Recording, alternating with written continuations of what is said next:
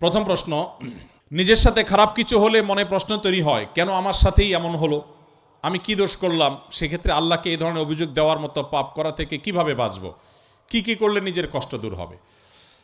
এখানে অনেক প্রশ্ন আছে, যে প্রশ্নগুলো আল্লাহ সম্পর্কে অভিযোগ কেন্দ্রিক। আমাদের অনেক ভাইয়েরা ইসলামটাকে ওই যে ভালো করে বোঝা হয় নাই, ইসলামটাকে ভালো করে শেখার সুযোগ হয়নি। আমরা আমাদের বিবেক দিয়ে আল্লাহ সুবহানাহু ওয়া তাআলাকে জাজ করে অনেক প্রশ্ন করি। অনেক সময় আমাদের এরকম মনে হয় যে এত মানুষ থাকতে আল্লাহ আমাকেই বা কেন বিপদ দিলেন। একটু আগে যে প্রশ্নের উত্তরে আমরা বলেছি আল্লাহ তাআলা সবচেয়ে বেশি বিপদ দিয়েছেন তার রাসূলদেরকে, তার নবীদেরকে। তাহলে কি আল্লাহর নবী এবং রাসূলদেরকে আল্লাহ অপছন্দ করতেন? নাউজুবিল্লাহ। তাহলে কাউকে বিপদ দিয়ে তাকে যদি ভালো কিছু, তার চেয়ে ভালো কিছু আল্লাহ তাআলা দেন, তাহলে এই বিপদ নয়। কোনো ডাক্তার যদি কোনো রোগীকে অপারেশন থিয়েটারে নিয়ে যান, সব কিছু বেঁধে বুধে তারপরে তাকে কাটাছেঁড়া করার জন্য প্রস্তুতি নেন, খোলা চোখে মেডিকেল সায়েন্স সম্পর্কে মিনিমাম ধারণা না থাকা মানুষের কাছে মনে হবে যে এই লোকটাকেই কেন বেঁধে এরকম কষ্ট দেয়া হচ্ছে। অথচ বাহ্যিক দৃষ্টিকোণ থেকে এটা কষ্ট দেয়া হলেও এটা মূলত তার জন্য উপকার করা। আল্লাহ রাব্বুল আলামিন বান্দাকে অনেক সময় পরীক্ষা করেন, অনেক সময় কষ্ট দেন। বান্দা যখন সেটাকে সবর করতে পারে, হজম করতে পারে, বিনিময়ে আল্লাহ রাব্বুল আলামিন তাকে এমন জিনিস দান করেন যা সে কল্পনাও করেনি। একটি আমল আছে যে আমলের বিনিময়ে আল্লাহ তাআলা দিবেন ব্ল্যাঙ্ক চেক দিয়ে বিনিময় দেওয়ার মতো করে, হিসেব ছাড়া। একটি মাত্র আমল আছে, আর কোনো আমল নাই। যে আমল সম্পর্কে আল্লাহ রাব্বুল আলামিন কোরআনে কারিমে বলেছেন যে এই আমলটি করলে দুনিয়াতে কোনো কাজের বিনিময় যেরকম ব্ল্যাঙ্ক চেক দিয়ে দিলে আমরা মনে করি যে ফিগার তার মতো বসা নিতে পারবে, সবচাইতে বড় অ্যামাউন্টটা সে বসাতে পারবে, ঠিক একইভাবে একটি আমল করলে কিয়ামতের ময়দানে বান্দাকে আল্লাহ তাআলা হিসেব করে করে কয় ওয়াক্ত নামাজ পড়েছ, কয়টা রোজা রেখেছ, কয় টাকা দান করেছ, কয়বার কোরআন তেলাওয়াত করেছ, কয়বার তাসবিহ করেছ, এভাবে হিসেব করে করে আল্লাহ তাআলা দিবেন না। আল্লাহ তাআলা থোক ব্ল্যাঙ্ক চেকের মতো হিসেব ছাড়া দিয়ে দিবেন একটা আমলের বিনিময়। সে আমলটা কি? কোরআনে কারিমে আল্লাহ বলেছেন ইন্নামা ইউওয়াফাস সাবিরুনা আজরাহুম বিগাইরি হিসাব। যারা তাদের জীবনে ধৈর্যশীল হিসেবে নিজেদেরকে প্রমাণ করতে পেরেছেন। ইবাদত করতেও ধৈর্যের প্রয়োজন হয়, অপরাধ এবং পাপের পথ না মাড়ানোর জন্য ধৈর্যের সংযমের প্রয়োজন হয়, আর বিপদ আপদে কষ্টে তো নিজেকে ধৈর্যশীল রাখতেই হয়। এই ধৈর্য যদি কেউ ধরতে পারে, নবী কোরআনে কারিমে আল্লাহ তাআলা বলেছেন ইন্নামা ইউওয়াফাস সাবিরুনা আজরাহুম বিগাইরি হিসাব। ধৈর্যশীলদের বিনিময় আল্লাহ তাআলা দিবেন হিসেব ছাড়া, ব্ল্যাঙ্ক চেকের মতো। এই জন্য নিজের জন্য খারাপ কিছু হলো, নিজের কোনো বিপদ হলো, আর তখন আমি মনে করলাম আল্লাহ আমাকেই বা কেন দিলেন। আল্লাহ আপনাকে ভালোবাসেন, সেজন্য আপনাকে তা দিয়েছেন। এটি আমার কথা নয়। নবী সাল্লাল্লাহু আলাইহি ওয়াসাল্লাম বলেছেন ইন্নাল্লাহা ইযা আহাব্বা কওমান ইবতালাহুম। আল্লাহ যখন কোনো সম্প্রদায়কে, কোনো মানুষকে ভালোবাসেন, তাকে পরীক্ষায় ফেলেন, তাকে বিপদে ফেলেন। এটা আল্লাহ সুবহানাহু ওয়া তাআলার সিস্টেম। তো এই জন্য যারা বিপদগ্রস্ত হয়ে আমরা মন খারাপ করি, তাদের জন্য এই সমস্ত হাদিসে রয়েছে সান্ত্বনা। বেশিরভাগ সময় অসুস্থতা আর বিপদ আপদে লেগেই থাকে। ট্রিটমেন্টের সাথে সবরও করছি চরম সীমা পর্যন্ত, তবুও মানব দেহ তো এত বিপদে ফরজ ইবাদতগুলো ছুটে যায়। যখনই ছুটে তীব্র খারাপ লাগা কাজ করে, মন ছটফট করে আল্লাহর ইবাদত করার জন্য। কখনো পারি, কখনো পারি না। কত দিনই ভাইদেরকে দেখি, মাশাআল্লাহ কত দিনই জ্ঞান। আমিও জ্ঞান চর্চা করতে চাই, কিন্তু পারি না। আচ্ছা, আল্লাহ কি আমায় পরীক্ষা করছেন নাকি আযাব দিচ্ছেন? কখন বুঝবো কোনটায় আছি, আযাব নাকি পরীক্ষা?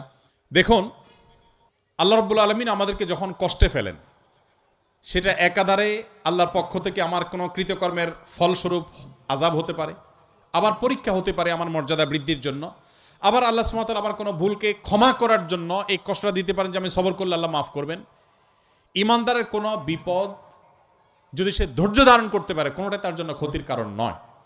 কোনো মানুষ যদি সুস্থ থাকা অবস্থায় কোনো ইবাদতবন্দি করতেন, অসুস্থ হওয়ার পর তিনি আর করতে পারেন না, আল্লাহ রাব্বুল আলামিন তাকে সুস্থ অবস্থায় করলে যে পরিমাণ সওয়াব দিতেন, অসুস্থ অবস্থায় করতে না পারার কারণেও আল্লাহ তাআলা তাকে সমান সওয়াব তাকে দিবেন।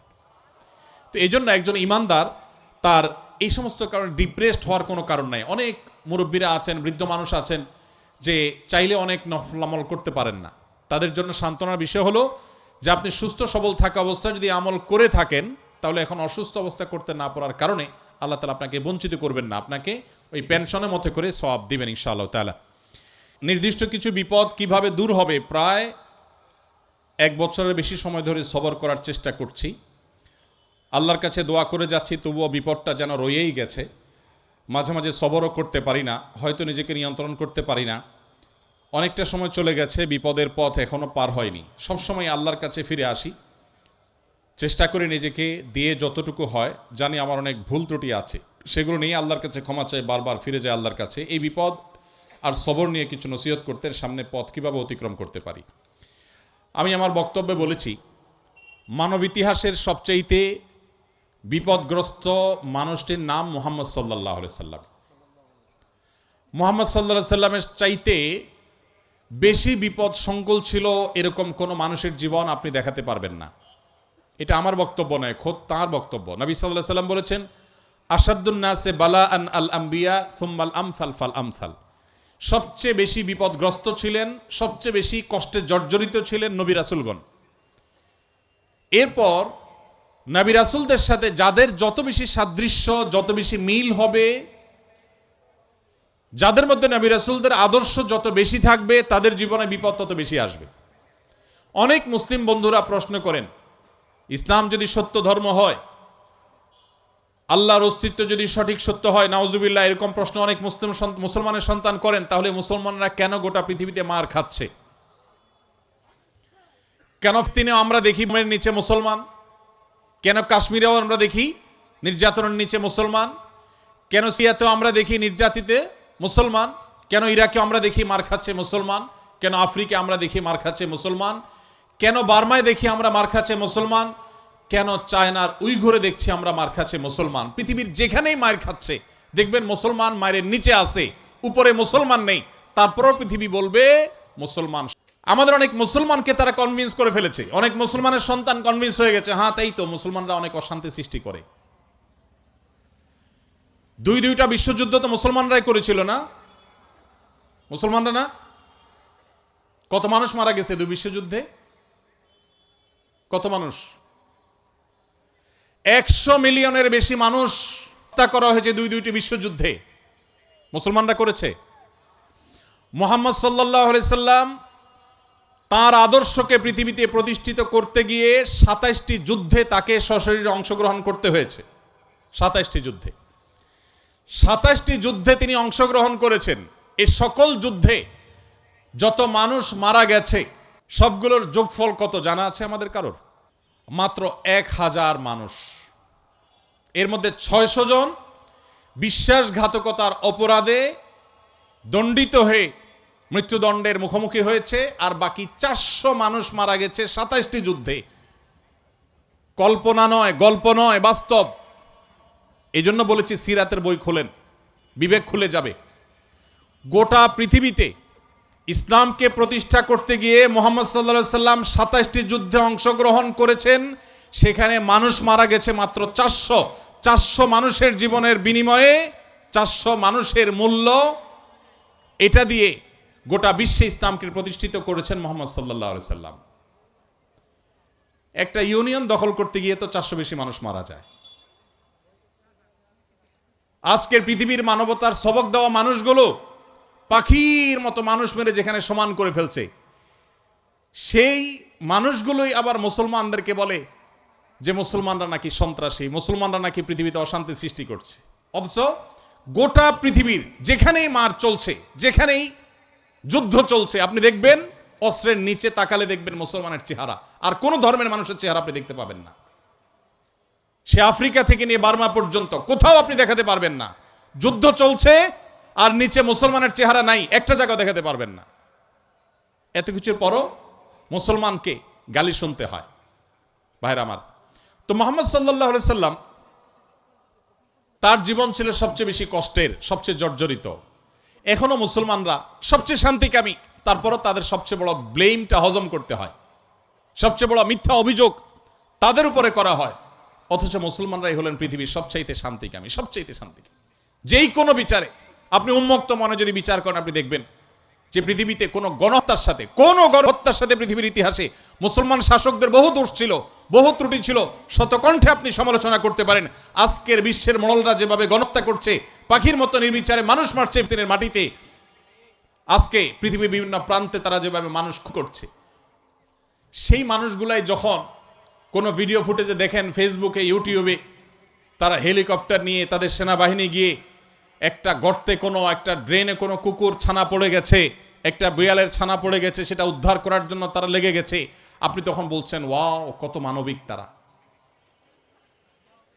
সেই তারা যখন কুকুরের জন্য বিশাল বড় হসপিটাল করছে, আপনি বলছেন কত মানবিক তারা।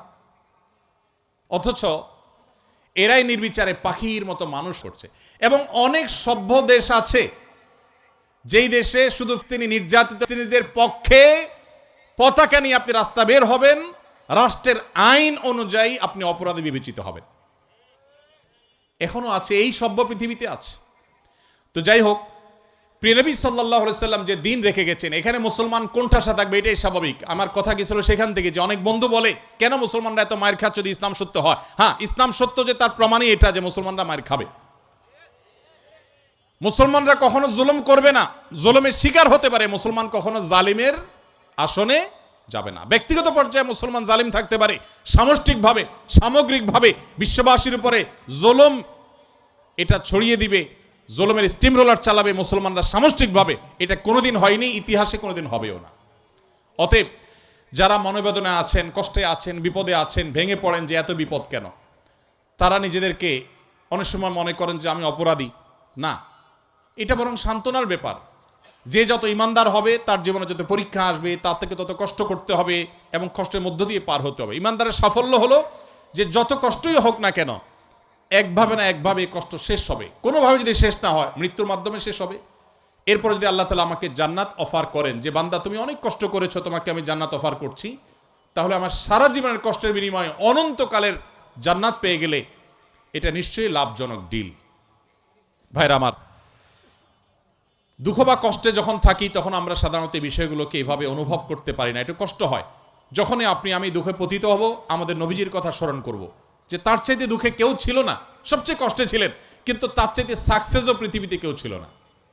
ইন্টারেস্টিং বিষয়, সবচেয়ে দুঃখী মানুষ সবচেয়ে সফল মানুষ। কি অর্থে সফল? ওই যে তার মিশনকে তিনি সবচেয়ে ভালোভাবে বাস্তবায়ন করেছেন।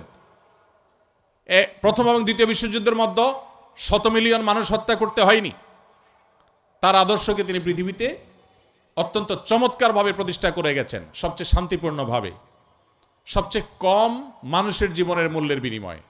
অতএব কষ্ট যখন হবে আমাদের সবর করতে হবে ওই কথা চিন্তা করে। আমাদের সমাজে একটা কুসংস্কারাচ্ছন্ন বিশ্বাস আছে, উক্তি আছে, এখনো গ্রামে গঞ্জে এমনকি শহরেও অনেক মানুষ আছে, কারোর যদি বিপদ আপদ পিছ না ছাড়ে, একের পর এক বিপদ লেগেই আছে। দেখবেন অনেকে কমেন্ট করে, লোকটা কত বড় অপরাধী হলে একটার পর একটা বিপদ লেগে আছে, কত খারাপ মানুষ। অথচ একটার পর একটা বিপদ লেগে থাকা এটা মানুষের খারাপ হওয়ার কোনো প্রমাণ নয়। একটা মানুষ ফেরেশতার মতো ভালো মানুষ হয়েও তার উপরে বিপদ হতে পারে, বরং কখনো কখনো লাগাতার এবং ধারাবাহিক বিপদ এটা তার সততার, আল্লাহ ভীরুতার, আল্লাহর নেককার বান্দা হওয়ার প্রমাণও হতে পারে। তো এই জন্য আমরা যারা বিপদগ্রস্ত আছি তাদের জন্য সান্ত্বনা হলেন নবী করিম সাল্লাল্লাহু আলাইহি সাল্লাম। আল্লাহ আমাদেরকে ধৈর্য ধারণ করার তৌফিক দান করুন। ক্যাম্পাসে অনেক সময় কম্পিউটার বা মোবাইলে গেমস কম্পিটিশন হয়, এতে অংশগ্রহণ করার ব্যাপারে শরিয়া দৃষ্টিভঙ্গি কি? আমি জানি না আপনাদের ক্যাম্পাসে কীরকম গেমসের কম্পিটিশন হয়, কী ধরনের হয়, সেটার স্বরূপ কি। যদি এমন কোনো কম্পিটিশন হয় যেটা বাহ্যিক দৃষ্টিকোণ থেকে গেমস বলা হলেও সেটা জ্ঞানমূলক, সেখানে শিক্ষার কোনো ব্যাপার আছে, সেখানে কোনো টেকনিক্যাল বিষয়ের কোনো কম্পিটিশনের ব্যাপার আছে, যদি এরকম হয় তাহলে সেটা শরীয়তের দৃষ্টিকোণ থেকে নাজায়েজ নয়। আর যেই গেমস নিছকই গেমস, এখানে কোনো টেকনিক্যাল উন্নয়নের ব্যাপার নেই, এখানে কোনো কারিগরি দক্ষতার কম্পিটিশনের ব্যাপার নেই, নিছকই টাইম পাস, তো এটা একজন মুসলমানের জন্য কোন অবস্থাতে শরীয়ত জায়েজ করেনি। কোরআনে কারীমের 18 নম্বর পারার সূরা মুমিনুন একদম শুরুর দিকে প্রথম 3-4টি আয়াতের মধ্যে আল্লাহ তাআলা বলেছেন ওয়াল্লাযীনা হুম আনিল লাগওয়ি মুরিদুন, যারা অহেতুক কাজ থেকে বেঁচে থাকে। আল্লাহ তাআলা আরো কিছু বৈশিষ্ট্যের অধিকারী মানুষদেরকে বলেছেন উলাইকা হুমুল ওয়ারিসুন আল্লাযীনা ইয়ারিসুনাল ফিরদাউস ওয়া হুম ফি খালিদুন, এই মানুষগুলোই জান্নাতুল ফিরদাউসের অধিকারী হতে পারবে কিয়ামতের দিন এবং সেখানে তারা চিরকাল থাকবে। এই জান্নাতুল ফিরদাউসের অধিকারী মানুষদের বৈশিষ্ট্যের মধ্যে একটা হলো তারা অহেতুক কাজ করবে না। ইসলাম আমাদেরকে সেই ধরনের খেলাধুলার অনুমোদন করে, অ্যাপ্রিসিয়েট করে, যেগুলোতে আমাদের শারীরিক কসরত হয়, ব্যায়াম হয়, এক্সারসাইজ হয় এবং সেখানে পারস্পরিক লেনদেন নেই। আপনি যদি শরিয়ার সীমানার মধ্যে থেকে ফুটবল খেলেন, আপনি যদি শতরুন্মুক্ত না থাকে, আপনি যদি শরিয়ার সীমানার মধ্যে থেকে ক্রিকেট খেলেন, সেখানে যদি আপনার টাকনুর নিচে কোনো পোশাক না যায়, আপনি যদি ব্যাডমিন্টন খেলেন, সেখানে যদি শরিয়ার কোনো সীমানা লঙ্ঘন না হয়, আপনি যদি এমন কোনো খেলাধুলা করেন যেই খেলাধুলার মধ্যে আপনার শারীরিক কসরত থাকে, শরীয়ত সেটাকে অনুমোদন করে। নবী করিম সাল্লাল্লাহু আলাইহি সাল্লাম কোথাও যাচ্ছিলেন, কিছু যুবক মিলে এরকম কোন একটা খেলাধুলা করছিলেন যেটা তাদের শারীরিক কসরত হয়, সেটা দেখে নবী করিম সাল্লাল্লাহু আলাইহি সাল্লামকে দেখে যখন তারা নিবৃত হয়ে গেল, নবী সাল্লাল্লাহু আলাইহি সাল্লাম তাদেরকে বললেন, তোমরা থামলে কেন? এটা করো, শরীয়ত নিষেধ করেনি তোমাদেরকে। অতএব যে সমস্ত শারীরিক কসরত রয়েছে, এরকম খেলাধুলা আছে, সেগুলোকে অনুমোদন করেন, কারণ এগুলো আমাদেরকে মানসিক রিফ্রেশমেন্ট এনে দেয়। এর বিপরীতে যত গেমস আছে আজকের পৃথিবীতে, মোবাইলে হোক, কম্পিউটারে হোক, ট্যাবে হোক, যতভাবে হোক, এই গেমসগুলোর কোনোটি, এমনকি অফলাইনে যে সমস্ত গেমস আছে, টাস খেলা, ক্যারাম খেলা, আর অনেক খেলাধুলা আছে, যে খেলাগুলোতে আসলে শারীরিক কোনো কসরত নাই, এগুলোকে শরীয়ত অনর্থক কাজ হিসাবে বিবেচিত করে এবং এগুলোর জন্য কিয়ামতের ময়দানে আল্লাহর কাছে জবাবদিহি করতে হবে, এগুলো গুনাহ। সমস্ত উলামা ইকরাম একমত। এই সমস্ত খেলাধুলো, সেটা লুডো বলেন বা অন্য যত রকমের খেলাধুলা আছে অনলাইনে অফলাইনে, এগুলো মানুষকে মানসিকভাবে আরো ভারাক্রান্ত করে দেয়, মানুষকে আরো বোর করে দেয়। এ ধরনের খেলাধুলা করার পর আপনার মধ্যে মানসিক রিফ্রেশমেন্ট কখনো আপনি পাবেন না, কখনো আপনি রিফ্রেশ বা ফ্রেশনেস আপনি কখনো অনুভব করবেন না। এই জন্য শরীয়ত এগুলোকে নিষেধ করে। অতএব আপনার এখানে কি ধরনের কম্পিটিশন আমি জানি না, আমি শুধুমাত্র মৌলিক কথা বলে রাখলাম। এরপরে প্রশ্ন হলো, ইসলাম অনুযায়ী কোনো ব্যক্তি যদি অমুসলিম অবস্থায় বা কালেমা না পড়ে মৃত্যুবরণ করে, তাহলে সে জাহান্নামে যাবে, কিন্তু অন্য ধর্ম অনুযায়ী জান্নাত বা স্বর্গে যাওয়ার জন্য শর্ত হচ্ছে ভালো কাজ করা, অন্যের ক্ষতি না করা।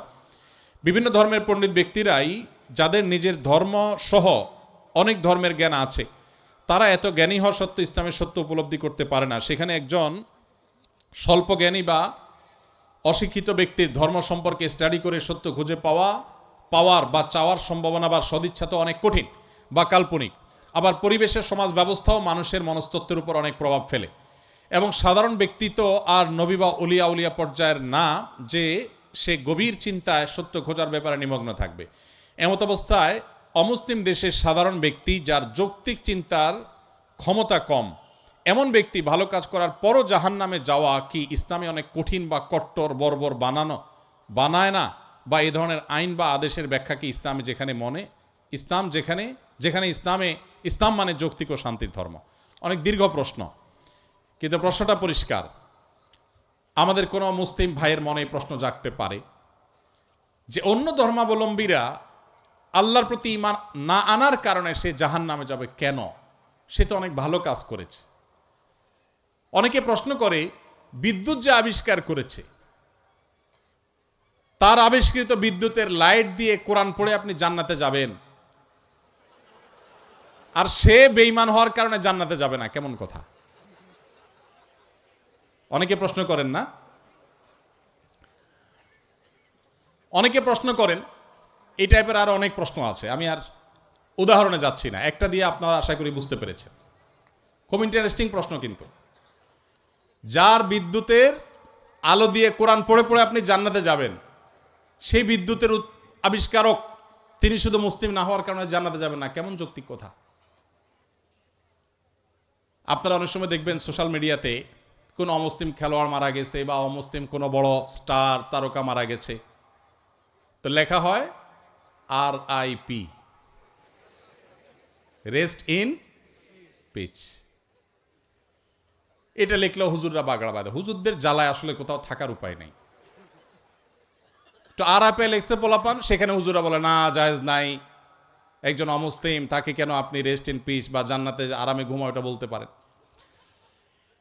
এই যে প্রশ্নটা, এই প্রশ্নটার অনেক টেকনিক্যাল উত্তর দেওয়া যায়। আমি একটা সংক্ষেপে খুব সহজ উত্তর দিই। আমি খুব সাদামাঠা মানুষ, একজন টিপিক্যাল হুজুর, আপনারা সব শিক্ষিত মানুষ। দেখেন, বিদ্যুৎ যিনি আবিষ্কার করেছেন, বা আপনি যে অমুসলিমের কথা বলছেন, যিনি ব্যক্তিগতভাবে অনেক ভালো মানুষ, অনেক কিছু, বাট ইমানটা নাই, অন্য ধর্মাবলম্বী কোনো মানুষ, তাকে জীবদ্দশা যদি আপনি বলতেন, ভাই চলেন জান্নাতে যাই, তিনি কিভাবে নিতেন এই কথাটাকে? আমি কি বোঝাতে পারি নাই আপনাদের? একজন অন্য ধর্মাবলম্বী, ধরেন একজন খেলোয়াড়ের নাম বলো না, মুসলিম, মেসি। আপনি তো যায় বলেন, মেসি ভাই চলো এসব বাদশা দিয়ে চলো জান্নাতে যাই, আপনার এই কথাটা কি সে ভালোভাবে নিবে? নিবে? জীবদ্দশায় যে সমস্ত অমুসলিমেরা তাদের জীবনে ভালো মন্দ যাই থাকুক না থাকুক, সে আলাপ সাইডে রেখে আসুন আমরা বাস্তবিক আলাপে আসি। একজন অন্য ধর্মাবলম্বী মানুষ, তাকে আপনি যদি বলতেন, চার জীবদ্দশা বিদ্যুতের আবিষ্কারককেই যদি আপনি পাইতেন এবং তাকে যদি আপনি বলতেন যে ভাই এসব বিদ্যুৎ টিদ্যুৎ বানানো ছাড়ে চলো জান্নাতে চলো, সে কি আপনার এই আহ্বানকে পজিটিভলি নিতেন? অন্য কোনো ধর্মের মানুষকে যদি আপনি বলতেন যে ভাই জান্নাতে চলো, সে জান্নাত বিশ্বাসিত করে না।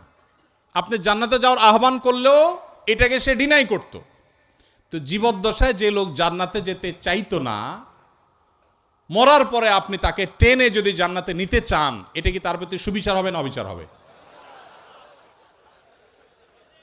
আমি কি বোঝাতে পেরেছি? মারার পরে এখন আপনি বলতেছেন RIP, রেস্ট ইন পিচ। ওয়ারেস সে জীবদ্দশায় তাকে আপনি জাহাজের শেকল দিয়ে বেঁধে টেনেও জান্নাতে নিতে পারতেন না। সে বলতো অসম্ভব, কি বলো তুমি, পাগল নাকি, আমি মুসলমান নাকি, কিসের জান্নাত, আমি যাব না। যে জীবদ্দশায় জান্নাতে তাকে টেনে নেওয়া যাইতো না, মরার পর আপনি বলতেছেন হ্যাঁ অমুসলিম হয়েছে, তাতে কি হয়েছে, তার তো অনেক ভালো কাজ আছে, তাহলে কেন সে জান্নাতে যাবে না? এটা কেমন অবিচার? আপনার এই চাওয়াটাই তো অবিচার, আপনার এই চাওয়াটাই তো অযৌক্তিক। ভাইরা আমার, আমরা আল্লাহ সুবহানাহু ওয়া তাআলাকে আমাদের মতো করে ভাবি। আমরা চিন্তা করি একটা মানুষের সব ঠিক আছে, শুধু ঈমানটা একটু নাই, শুধু ঈমানটা নেই, আর সব ঠিক আছে। শুধু ঠিক আছে না, আমাদের মুসলমানদের চাইতে অনেক বেশি ডিসিপ্লিন মেনটেন করে, অনেক মাশাআল্লাহ তাদের আচার আচরণ সুন্দর, পারতপক্ষে কোনো পশুকে কষ্ট দেয় না, যদিও মুসলমানকে বোমা মারে, অনেক ভালো ভালো গুণ আছে। এত ভালো একটা মানুষ, এরা জান্নাতে যাবে না, কেমন কথা হলো? সবই আছে, শুধু ঈমানটা নেই। ব্যাপারটা কেমন হয়েছে? ধরুন এই যে মোবাইল ব্যাংকিং, নগদ, বিকাশ, সেটা এম ক্যাশ, অনেকগুলো আছে। মোবাইল ব্যাংকিং বা এই যে ডিজিটাল পৃথিবীতে যে অ্যাকাউন্ট নম্বর, এই টেকনোলজি সম্পর্কে কোনো ধারণা নাই। আফ্রিকার জঙ্গল থেকে একটা মানুষকে আপনি তুলে আনলেন, যেই লোকটা, বা আফ্রিকার জঙ্গল যাওয়া লাগবে না, আমাদের দেশে এখনো অনেক মানুষ এমন থাকতে পারে, কোনো গ্রামে গঞ্জের চিপা চাপায় এমন কোনো মুরব্বী বৃদ্ধ মানুষ থাকতে পারে যে এগুলো কিছু বুঝেন না, যে নাম্বারগুলা ভ্যালু কি। এরকম কোনো মানুষের সামনে ধরুন দুটা লোক ঝগড়া করছে তাদের পাওনা টাকা নিয়ে, একজন পাওনাদার আর একজন দেনাদার। পাওনাদার ঝগড়া করছে যে আমি যেই নাম্বার দিলাম, তুমি সেই নাম্বারে টাকাটা না দিয়ে আরেক নাম্বারে দিছো, তুমি এত বড় একটা ভুল করলা, টাকাটা আমি পাইলাম না, আমার দরকার ছিল, তোমার সাথে কমিটমেন্ট ছিল তুমি দিবা, কেন দিলা না? এটা নিয়ে তিনি খুব ঝামেলা করছেন। আর ওই বেচারা বলতেছে ভাই সবই ঠিক আছে, শুধু একটা ডিজিট ভুল হয়েছিল, জাস্ট একটা ডিজিট, টাকা তো আমি ভাই পুরাটাই দিছি, 10,000 10,000 দিছি, একটা ডিজিট ভুল হয়েছে, এত চিল্লাচিল্লি কি আছে ভাই? আরেক ভদ্রলোক তিনিও দেনাদার, তিনি 10,000 জায়গায় মাত্র 2,000 দিয়েছেন, তিনিও 10,000 দেনা ছিলেন। তার ব্যাপারে সে এতটা রাগারাগি করছে না, বলছে ভাই 2,000 দিছো, তাও তো দিছো, আমার অ্যাকাউন্টে আসছে ঠিক মতো, ভালো, আর বাকিটা দিয়ে দিও টাইম মতো, ঠিক আছে। এখন ওই যে বৃদ্ধ চাচা, যে এই টেকনোলজি সম্পর্কে কোনো ধারণা নাই, সে চাচা এসে এখন বলতেছে ভাই একটা লোক 2,000 দিল, তুমি খুশি হয়ে গেলা, আর এই বেচারা 10,000 দিল, 10,000 দিছে, পুরাটাই দিছে, লাগলে আরো 2,000 হয়তো বাড়াইয়াও দিছে, শুধু একটা ডিজিটের ভুলের কারণে এত চেতাচেতির কি আছে? এই চাচাকে কেউ বুঝাইতে পারবে? কেন বুঝাইতে পারবে না? কারণ এই টেকনোলজিটা তার জানা নাই। ভাইরা আমার, আমাদের অনেক বন্ধু আছেন যারা আল্লাহর অনেক বিধানকে, শরিয়ার অনেক বিধানকে, কোরআনের অনেক নির্দেশকে তাদের লজিক দিয়ে তারা বিচার করে, এটা তো ইলজিক্যাল, এটা তো অযৌক্তিক। আরে ভাই, আরবিতে একটা প্রবাদ আছে, আল ইনসানু আদা উল্লিমা জাহিলু, মানুষের কাছে যে বিষয়ে অজানা থাকে সেটা তার কাছে শত্রু মনে হয়। আপনি যে টেকনোলজি জানবেন না সেটা আপনার কাছে ইলজিক্যাল মনে হবে। বিদ্যুৎ আবিষ্কার হয়েছে আজ থেকে কত বছর আগে? কত বছর আগে? যতশো বছর আগেই হোক, ধরেন 500 বছর আগের পৃথিবীর কোনো মানুষ, বিদ্যুৎ আবিষ্কার হওয়ার আগের পৃথিবীর কোনো মানুষ, তাকে যদি বলা হতো যে এখানে ওয়ালে একটা সুইচ আছে, এখানে টিপ দিলে ওই 20 হাত দূরে ফ্যান ঘোরা শুরু করবে, এটা যদি বলা হতো, তার কাছে এই কথাটা কি লজিক্যাল হতো না ইলজিক্যাল হতো? লজিক্যাল হতো। সে বলতো হাস্যকর, তাই না? ফেসবুকীয় ভাষায় সে বলতো কি, জাস্ট হাস্যকর। টিপ দিবা এখানে ওয়ালে, ফ্যান ঘুরবে 20 হাত দূরে, কিভাবে সম্ভব? ফালতু কথা, গল্পের আর জায়গা পাও না মিয়া, কারণ সেই টেকনোলজিটা জানা নাই। মানুষের তৈরি টেকনোলজি সম্পর্কে এতটুকু গ্যাপ থাকার কারণে যদি কোনো কিছু তার কাছে ইলজিক্যাল মনে হয়, মানুষের সৃষ্টিকর্তা, মানুষের এই ব্রেইনের সৃষ্টিকর্তা আল্লাহ রাব্বুল আলামিনের কাছে তার কোনো আদেশ, তার কোনো নিষেধ, এটার যৌক্তিকতা বাহ্যিক দৃষ্টিকোণ থেকে আমার বুঝে আসছে না, তার টেকনোলজি আমি ধরতে পারছি না। ও যে একটা ডিজিটে বললে কি হয়েছে, শুধু ইমান নাই তাতে কি হয়েছে, এই টাইপের কথাবার্তা অনেকটা সেরকম শিশুসুলভ কথাবার্তা। আল্লাহ তাআলা আমাদেরকে বোঝার তৌফিক দান করুন। ভাইরা আমার, অনেক কথাই বলা যাবে, সময় অনেক গড়িয়ে গেছে, রাত হয়েছে, আমাদের যেতে হবে, ফজর নামাজ পড়তে হবে। ইমানটা আসলে সারেন্ডার করার নাম, আত্মসমর্পণ করার নাম। মানুষ নিজের বিবেক বুদ্ধি দিয়ে আল্লাহ তাআলাকে জাজ করতে চায়। আমাদের তরুণরা, আপনারা বয়সে বেশিরভাগ এখানে আমাদের টিচারদার যারা আছেন, আমার পিতৃতুল্য, বড় ভাই তুল্য, তারা বাদে বাকি যারা আছেন সবাই স্টুডেন্ট। আপনারা এই বয়সটাতে অনেক হেয়ালিপনা আসে। ও যে বৃদ্ধ চাচার মতো ডিজিটের হিসাব কষাকষি শুরু হয়, আল্লাহর সাথে পাল্লা দেয়া দেই শুরু হয়। আল্লাহ এটা কেন বললেন, ওইটা কেন বললেন? ভাই, আল্লাহ রাব্বুল আলামিন কেউ যদি অমুসলিমের ঘরে জন্ম নেয়, আল্লাহ তাআলাকে যদি সুস্থ বিবেক বুদ্ধি দিয়ে থাকেন, তিনি অসুস্থ না হন মানসিকভাবে, শুধুমাত্র তার কাছে এই জিজ্ঞাসা থাকবে তার বিবেক তার সৃষ্টিকর্তার পথে তারে পথ নির্দেশ করেছে কি করে নেই। যদি করে থাকে, আল্লাহর একত্ববাদের বিশ্বাসটা শুধু থাকে, আর কোনো বিধান আল্লাহর নাও মানে, গতানুগতিকভাবে সে মুসলমান নাও হয়, তার কাছে ইসলামের দাওয়াত যদি না যায়, তাহলে সে ইসলামের সহিত দৃষ্টিকোণ থেকে মুক্তি পেয়ে যাবে আখিরাতে। আল্লাহ তাআলা কারোর প্রতি জুলুম করবেন না, কারোর প্রতি জুলুম করবেন না। এই টাইপের অনেক প্রশ্ন আছে। গত 4-5 দিন আগে, সম্ভবত গত বুধবারে, ডেনমার্কের কোপেনহেগেনে একটা প্রোগ্রামে এক ভাই, প্রশ্ন দেখে বুঝলাম যে নাস্তিক ভাইটা 10-15টা প্রশ্ন করেছেন। এদিকে আমার ফ্লাইটের টাইম কাছায় গেছে, আমি ওই প্রশ্নগুলো টাচই করতে পারি না, খুব দুঃখ রয়ে গেছে আমার মনে। এই সবগুলো প্রশ্নের গোড়া এক জায়গায়, সেটা হলো যে নিজের বিবেক দিয়ে আল্লাহকে বোঝার চেষ্টা করা। তারা শুনেছেন, ভারতবর্ষের একজন বড় কবি ছিলেন, আল্লামা ইকবাল বলেছেন, জু সমঝ মে আ গই ও ফির খুদা কিউ কর হুয়া। যাকে আপনার বিবেক দিয়ে ক্যাপচার করে ফেলতে পেরেছেন, আয়ত্ত করে ফেলতে পেরেছেন, সে আবার আল্লাহ হলো কিভাবে? আল্লাহ তো সে অসীম সত্তার নাম, যে অসীম সত্তাকে আপনার আমার বিবেক দিয়ে, আমার বুদ্ধি দিয়ে তার সকল আদেশ নিষেধের, সকল তত্ত্বের যৌক্তিকতা আমরা ধরতে পারবো না। এটাই তো আল্লাহর অসীমত্বের পরিচয়। একজন অধীনস্থ যদি একজন মালিকের সকল কাজের, সকল পলিসির যৌক্তিকতা তার মাথায় না ধরে, হতে পারে না। কোম্পানির মালিক আর কোম্পানির একজন ড্রাইভার, এখানে আমার বড় ভাই ডাক্তার মহিউদ্দিন ভাই আছেন, এত বড় প্রতিষ্ঠানের মালিক, এতগুলো মেডিকেল কলেজ, এতগুলো মানুষ তার কাজ করে। এখন উনি যদি ওনার একজন সাধারণ কর্মচারীকে বলেন এই জিনিসটা অমুক জায়গা দিয়ে আসো, ওইটা অমুক জায়গা নিয়ে আসো, সে যদি বলে স্যার কেন করব? যদি বলে যে অমুক রেটা দিয়ে আসো, স্যার কেন দিয়ে আসবো? কথায় কথা যদি সে স্যার কেন বলে, তাহলে এই মায়ের খাওয়ার উপযুক্ত হবে কি হবে না? কেন মায়ের খাওয়া উপযুক্ত হবে বলেন তো? আরে মিয়া, আমার সব কেন যদি তুমি বুঝে যাইতা, তাহলে তুমি তো ডাক্তার মহিউদ্দিন হয়ে যেতা, তাহলে তুমি তো আকিজ গ্রুপের চেয়ারম্যান হয়ে যেতা, তাহলে তুমি তো শত শত হাজার হাজার কোটি টাকা বিজনেস করতে পারতা।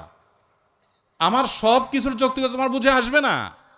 তুমি আমার জায়গায় আসতে বহু সময় লাগবে, আমার এই বয়স পার হয়েছে এগুলো বুঝতে বুঝতে। এটা যদি হয় একজন মানুষের তফাৎ, সেখানে সৃষ্টি হয়ে আল্লাহর সমস্ত আদেশ আমার বুঝতে হবে, আমার বুঝে আসে নাই, তাহলে আমি কেন মানবো? এটা সবচেয়ে হাস্যকর।